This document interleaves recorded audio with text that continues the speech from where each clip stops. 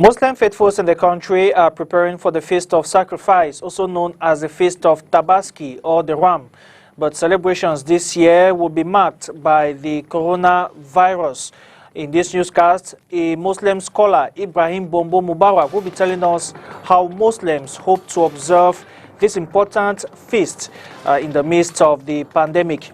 The National Consumers Network has raised an alarm over locally made bread. The agency says that bread produced in bakeries do not meet the required standards. In this newscast, our reporter Josephine Binzi will be telling us exactly what the law has to say about that.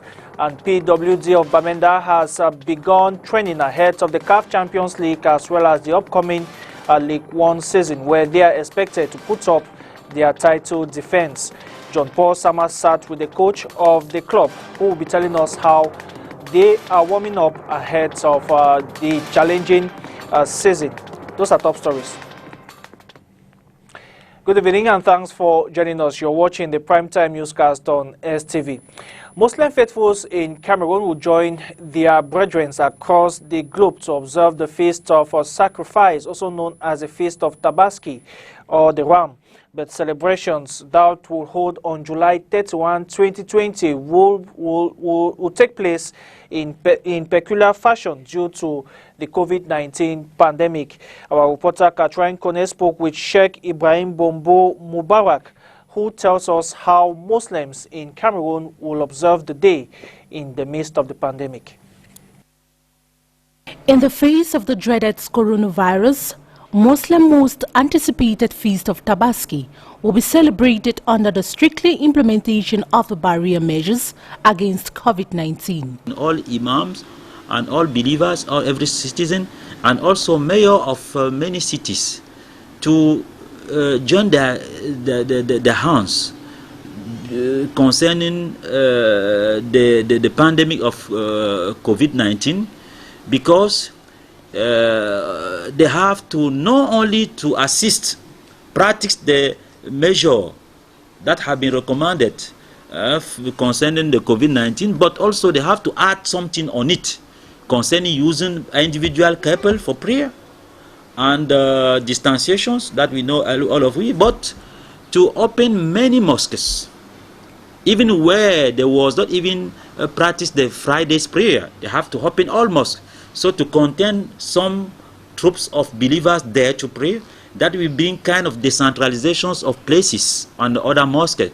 And it will help us to control the measure and to practice the measure against COVID-19. And the usual fanfare that characterized the Feast of Sacrifice will be done with a lot of reserve, as the Imam explains. All Imam should not sacrifice the ram where they are praying, when they are using the public places, because when they have to sacrifice, there will be the troops near them and the distanciation will not be observed. That is why we say no, anyone have to do it at home. And the same way concerning this cholera period also with the rain season, it means that the contest become complicated.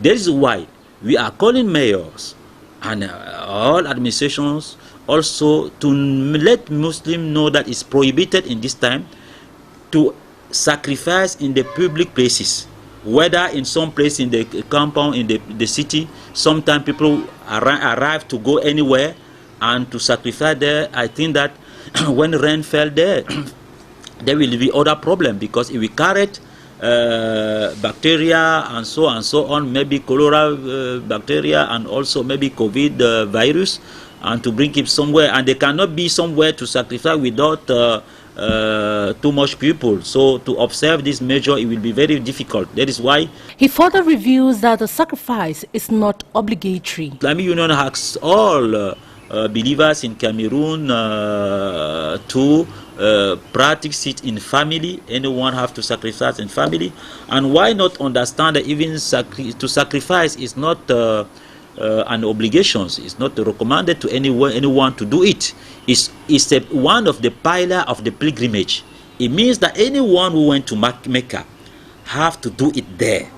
And if he didn't do it there, he will have to observe 3 days of fasting there, and when he will be back in the country, he will use also to fasting for 7 days. So he will have 10 days fasting because he didn't sacrifice.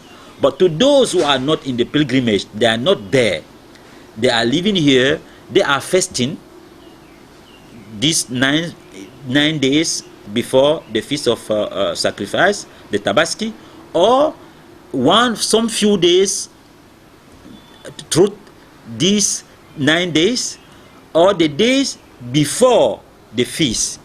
And if they want to sacrifice, it's not obligatory to them to sacrifice. But if you do it, it's blessing, but not recommended. But in this period, that the Islamic Union has given other solutions, that is better to use money to help poor people, or to join together, collect money, and to fight against coronavirus. Muslim Feast of Tabaski is an Islamic festival that commemorates the willingness of Ibrahim, also known as Abraham, to follow Allah's command to sacrifice his son. Muslims around the world observe this event every year. The National Consumer Rights Network has raised an alarm over locally made breads in the country.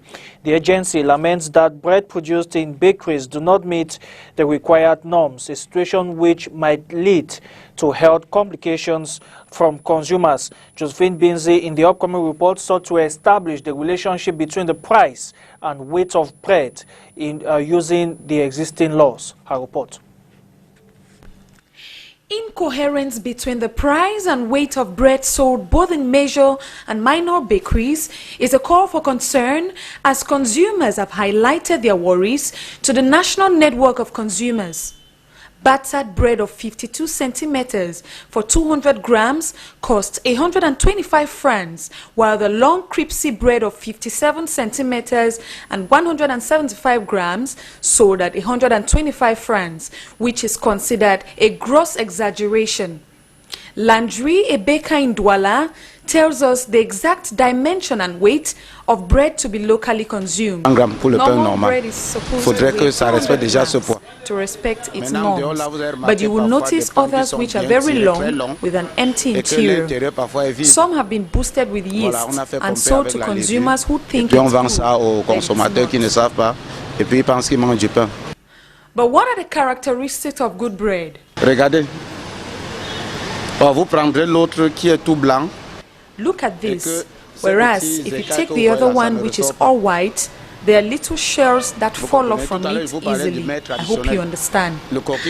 I will take a classical example of a local dish, koki. What an old woman and a young girl would do will yield different results. Koki locally made by a young girl will be solid and heavy. Meanwhile, that which is made by an older lady will have small holes in them because it was well mashed in a mortar and paves a way for perfect mixing and gives the appetite to eat again. Meanwhile, the other one will fill you quickly, it won't give you the appetite to go back to eat again. Due to its huge consumption by the local population, the National Network of Consumers is calling on all bakers to be more professional in baking. Though the consumption of bread dates back to many decades ago, its conservation is still adapted in various cultures and traditions. Urban disorder continues to grow in leaps and bounds across the economic capital, despite efforts from administrative and municipal authorities. Rond-Point Daido has become an epicenter, and a makeshift park has been created by clandestine drivers who are doing the illegal business. Katrin Kone was there and brought back this report. Rond-Point Daido in the Douala 1 municipality is increasing, becoming the hub of urban disorder across the economic capital of Cameroon. We are all family heads, and every time we find ourselves in the street is to look for something to eat. Everything we are doing in this area, be it up or down, it's illegal. We are not formally recognized, and we need to approach authorities so we can operate legally. Standing as a gateway into the heart of the city, commuters and transporters are involved in the urban encroachment. With regard to organization, we are from diverse background. He comes from his own area with his attitude, and I have my own attitude. Restructuring us won't be easy. Planter drivers, loading and offloading. The existence of these buses, city dwellers say, has increased crime wave in the city as all caliber of persons get involved in illegal acts without authorization from hierarchy. We continue our series on the situation of markets in the economic capital Douala, and tonight we are looking at Marché des Femmes, which has gained a notorious reputation for recurrent fire outbreaks. As officials find solutions to this mishap, the traders are now grappling with a flood due to poor drainage systems in the market. Details with Josephine Binzi. Known to be the center for women's clothes, African fabric and baby items, Marché des Femmes is barely a shadow of itself after suffering from several fire outbreaks. Haja Aishatu, president of the Market Traders Union, attempts an explanation to these incidents.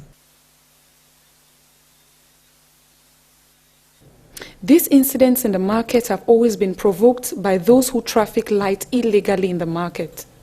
When they touch a heavy connection, it sparks.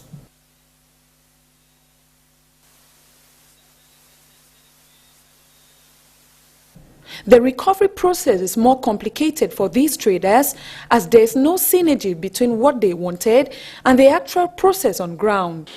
Aujourd'hui, nous on a éradiqué les incendies parce que après les travaux qu'on a eu à Today, faire, il n'y a plus we les don't see incendies. fire outbreaks Mais due to entre-temps, the work maintenant, le travail that has qui est been fait, ce done, n'est pas ce que but les now, commerçants avaient demandé. work done is not Parce que what sur le traders terrain, envisaged nous, because les they commerçants, asked for après personal avoir fait la matters. réunion, les commerçants avaient demandé qu'il faut qu'on essaye de normaliser leur marché.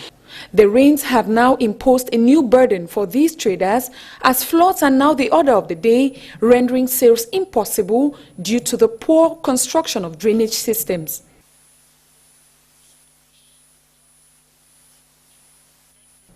We appreciate what NAO has done in the market, but when it rains, the market is flooded and all these traders are affected because their shops are all flooded. We signed a protocol with NAO for individual matters, but some people refused to pay. All we asked was denied, but we were imposed with pipes, which are now the main cause of floods. The market union in her capacity is ensuring all worries by traders are looked into by the council. Another huge loss caused by these outbreaks is the last thing any of them will desire to go through. A gang of armed robbers specialized in breaking homes and stealing cars and other valuables have been picked up by elements of the National Gendarmerie in the economic capital Douala, while another man was nabbed for exhuming the remains of his grandmother. The suspects were presented today to pressmen in the city. Details with Christelle Asexwele.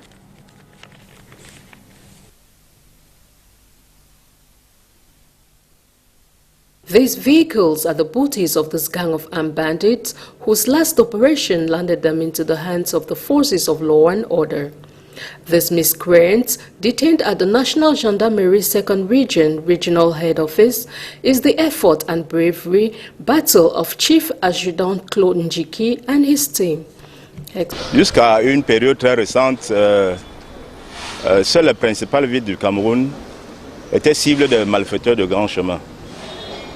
Mais depuis un certain temps, on note avec regret. Recently, the principal towns of Cameroon have been the target of these bandits. But for a while now, we are observing the rebirth of this criminality in the average towns, notably the touristic calm beach town of Kribi, which unfortunately, because of this gang of miscreants who deposited their suitcases there, taking away their goods as well as robbing their homes and carrying along their vehicles. It's in this light that on May 23rd, they erupted in the premises of Mr. Hu, a French national under the threat of a gun, made away with his vehicle marked Ford, which we recovered in Boya. A few days later, July 10 to be precise, they resurfaced in the same town, all four armed, at a certain Mr. Wonkam's residence, where his Avansis car was taken for the same destination, where we arrested Mr. Ichu into our custody, who will give us information of his other colleagues who are on the run. Sous la menace de l'arme, comme je viens de le dire, récupère son véhicule de marque Toyota Avansis pour la même direction. Alors, conduit à Douala dans le cadre de l'enquête, M. Mou David Achou passera aux aveux complets avant de citer ses autres complices qui malheureusement sont en cavale à l'heure de cette enquête. One of these hoodlums victims who was deeply traumatized in this experience, but pacified today, recounts her nightmare. They came into the house by infringement and threatened us with their guns. They asked me to hand over my car keys and documents and went away with the phones, money and other valuables. Also in detention is a human bone trafficker who was apprehended in Dakar, a neighborhood in the Douala 3 municipality, by the forces of law and order of the National Gendarmerie 2nd Region, where he was coming from Bangante in the West Region with the exhumed skeletons of his grandparents. He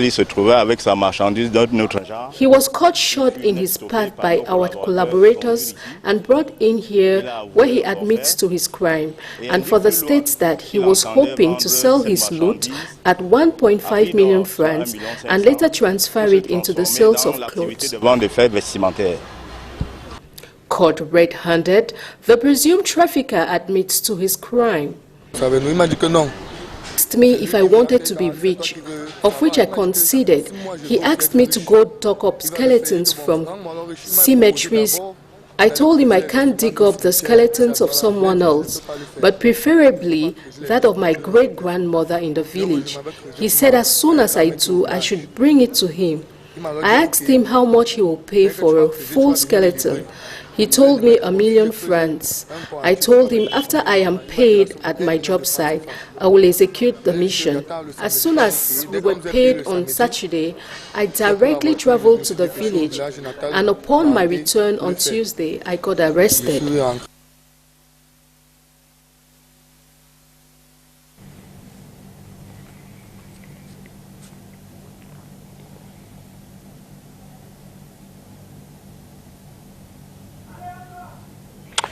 We apologize for the poor sound quality of the report. Now, on to this disturbing development. A Cameroonian trapped in India due to the COVID-19 lockdown has died, bringing the number of compatriots who have died so far to 6.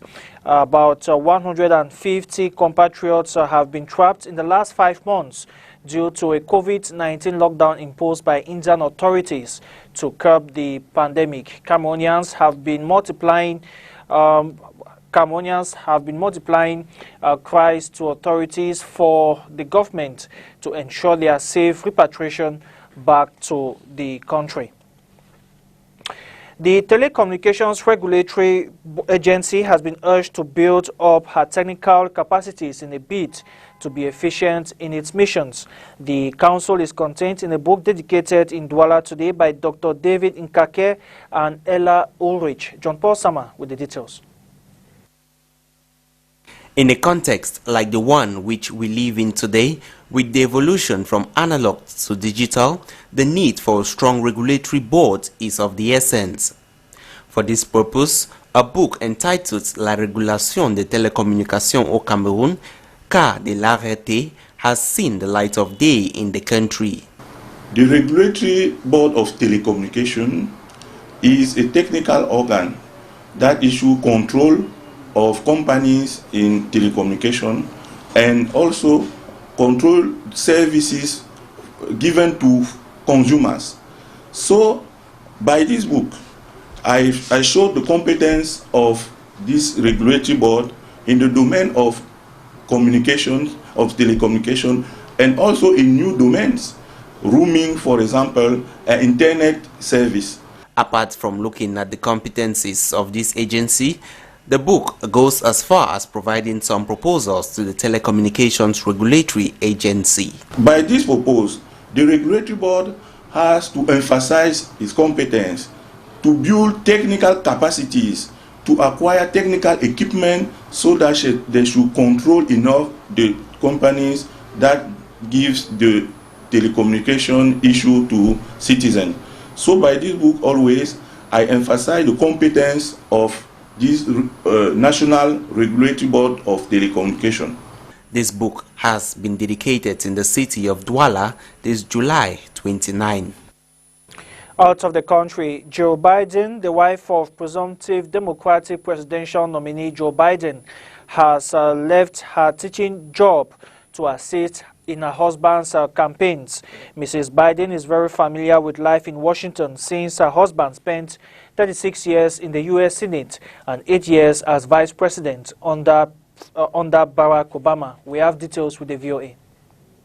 It's been Joe's faith that really has gotten him. This is Jill Biden these days. And that's exactly what my husband Joe is going to do. Holding virtual campaign rallies for her husband. This one to a group of Latinas. A day later, Zooming at a community college. Hi, Eric. A forum near to her heart. I'm Jill Biden, and I'm honored to be a community college professor. Jill Biden became the first ever second lady to hold a paying job outside the White House, while her husband was vice president. Many of my students don't know that I have two jobs. At her college's commencement, she told the story of a student who ran into her classroom saying, Dr. B, I saw you last night on the television with Michelle Obama. And I called my mother and I said, Mom, there's my English teacher. And she said, that's not your English teacher, that's the second lady. If Joe Biden is elected, Jill Biden would be the first presidential spouse to have earned a doctorate.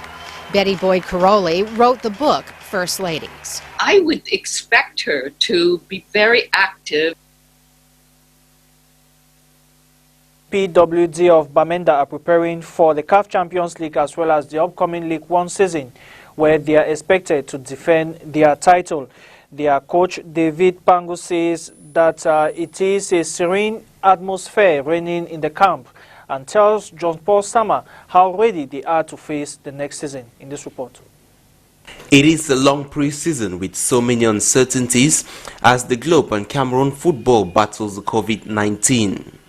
But football clubs in the country are doing their bit to prepare for the upcoming season when it eventually begins. PWD of Bamenda is preparing well since we were crowned champions. We have been cutting our eyes and dotting our T's because it is going to be difficult this time, and we are looking at what didn't go right last year to correct them this season. We have been working and now just waiting for the kickoff date.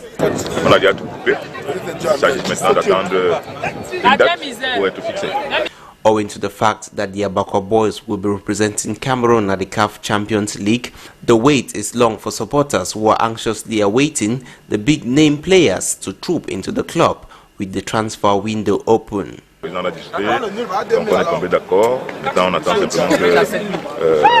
been discussing with the players and staff. Now all that is left is for training to resume, and we know that our fans are impatient for us to reveal our new recruit. But as you know, PWD of Bamenda doesn't communicate that much. We remain simple, and with the little means we have, we try to do the best we can. The players we have tried to contact are those of the Championship, League 2 and some regional leagues, who fit the project and philosophy of the club. And they are also good players.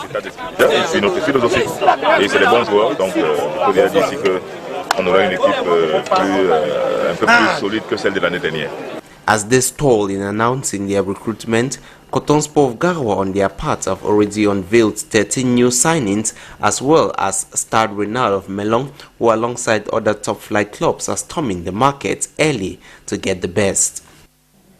And that does it for the primetime newscast on STV. Thank you very much for watching. More news comes up at 8 p.m. in the French language. From the entire team in Douala, have a good night. Bye-bye.